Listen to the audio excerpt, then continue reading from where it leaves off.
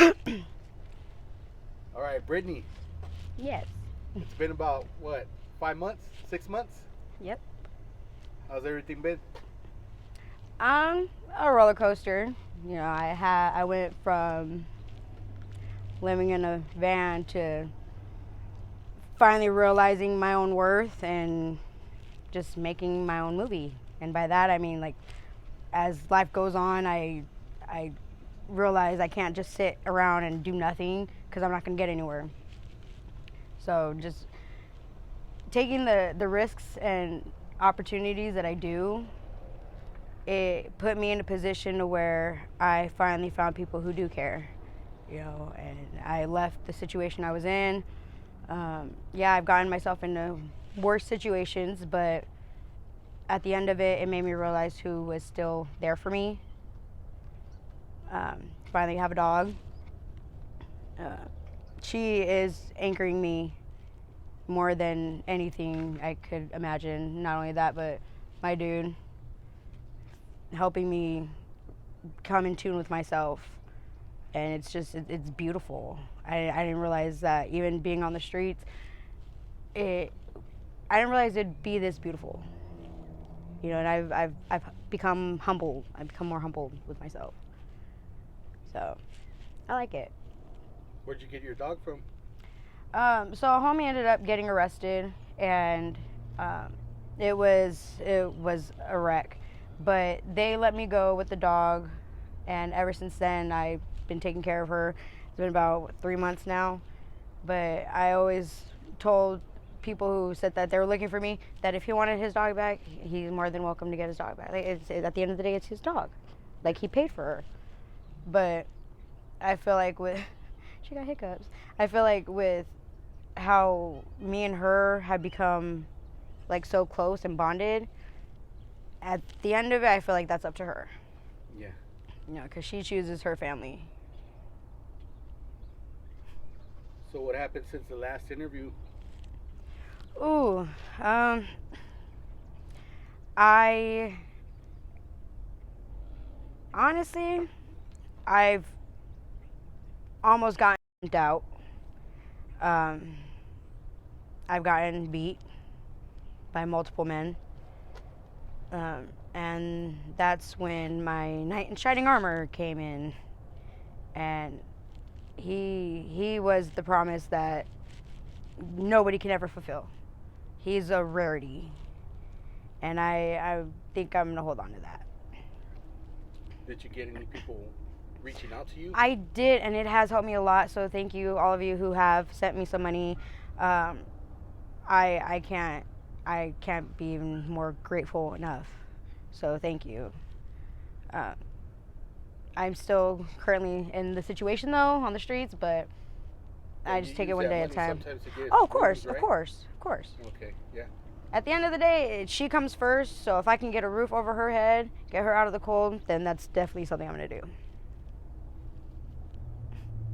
You told me that some family members seen your interview. Yeah. When they told me about it, it broke my heart.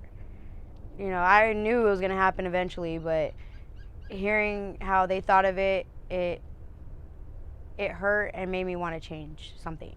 Yeah. And I did. I didn't know what it was, but I did, and I'm grateful that I did. That's good. So where are you staying at now? Do you have a car still? No, actually, right now we do have a roof over our head, Okay. but it's not always permanent. My dude makes sure that we aren't in the cold. So That's good. I'm happy for him. I'm grateful for him. She's spoiled though. I love that dog. Have you been looking for any type of work or anything? Yes, I have. I've been, because I know with the not having a car, not having a permanent living situation, I do look more into remote jobs, whether it be accounting, bookkeeping, anything like that, anything with numbers. I always look into. It's just a matter of having something and keeping it, and it not being stolen. I had my laptop stolen, and that kind of set me back as far as working wise. I had my phone stolen. I've had everything stolen. So at this point, I can have my stuff stolen now, and I would be more than happy with the clothes that's on my back. Yeah. So you were looking for some online work and stuff? Yes. Yes.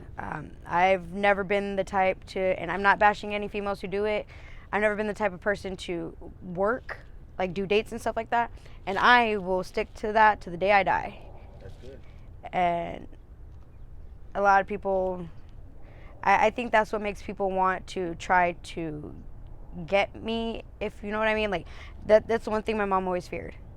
And I hope she knows that no matter what, if I have to die trying, fighting to make sure that doesn't happen, then I will. I'm not gonna lose myself morally and physically, emotionally, mentally, just because of that. So. What are your goals right now? Right now, my goals are taking it one day at a time, making sure she's safe, healthy, alive, has everything she needs. But I also have to remember I have to think about myself too. Long term? Long term, shoot, getting a house that has a big enough backyard so she can do tracks around it. Definitely a pool because she loves water, and just having a family.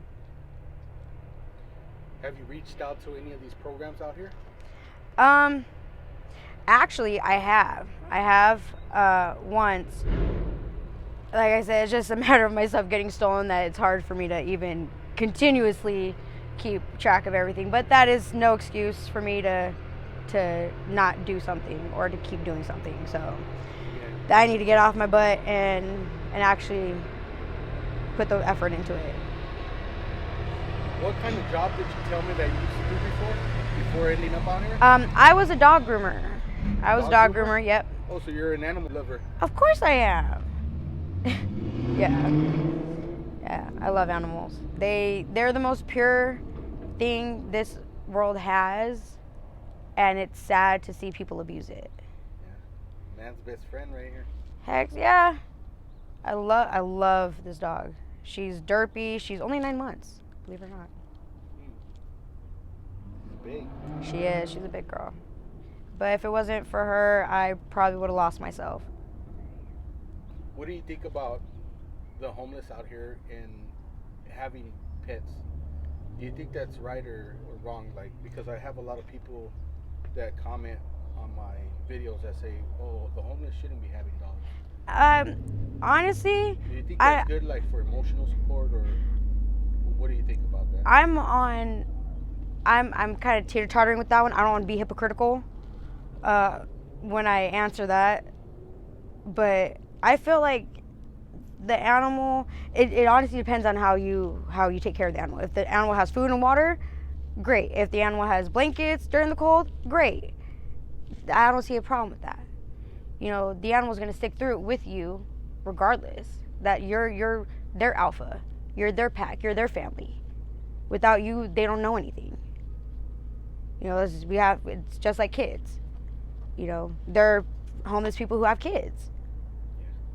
You know, same thing for them. A lot of CPS take their kids away, but it's not. If we want to change our situation, we have to take that step to do it. We can't just play the victim card and say, "Oh, poor me," because at the end of it, what's really gonna benefit from it? Crying isn't gonna do anything.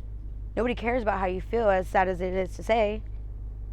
You know, feelings don't pay the bills. It doesn't get you a house. It doesn't get you food. So nobody cares. Instead of, you know, running the mouth, run the feet. Take those steps. I had to. I'm happy with that, or with where I'm at. As even though it's not where I want to be, I know I'm gonna get to where I want to be. No ifs, ands, or buts about it. Exactly. All right, well, thank you for this update. I really do appreciate it. Are you okay if I post it on my YouTube channel? Of course. And just in case anybody wants to reach out with any sort of help or donations, do you have any contact information that you want to share?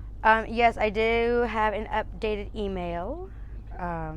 It's somewhat like the other one. It'll just be b.muniz, so muniz0609 @gmail.com. A little slower. b.muniz0609 @gmail.com. All right. Thank you. Thank you. Appreciate it.